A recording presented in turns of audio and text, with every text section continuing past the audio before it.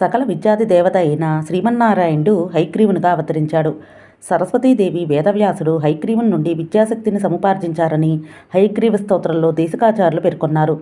హయగ్రీవ ఉపాసన వాక్శక్తిని, విద్యాశక్తిని, జ్ఞానశక్తిని సిద్ధింపచేస్తుంది. జ్ఞానానందమయం దేవం నిర్మలం స్ఫటికాకృతిం ఆధారం సర్వవిద్యానాం హయగ్రీవ ఉపాస్మహే. జ్ఞానం, ఆనందం మూర్తిభవించిన దైవస్వరూపం హయగ్రీవుడు.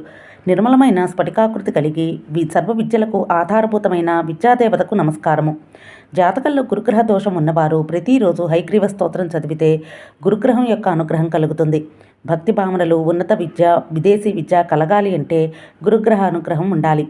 గురుగ్రహానికి అధిదేవత హయగ్రీవుడు. హయగ్రీవుని పూజించటం వల్ల విద్య, ఐశ్వర్యం, అధికారం, ఆయువు మొదలైనవన్నీ లభిస్తాయి.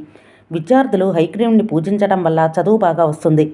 పిల్లలున్న ఇంట హయగ్రీవ పూజ పిల్లలకు విద్యలో ఆటంకాలు తొలగించి ఉన్నత విద్యను అందిస్తుంది.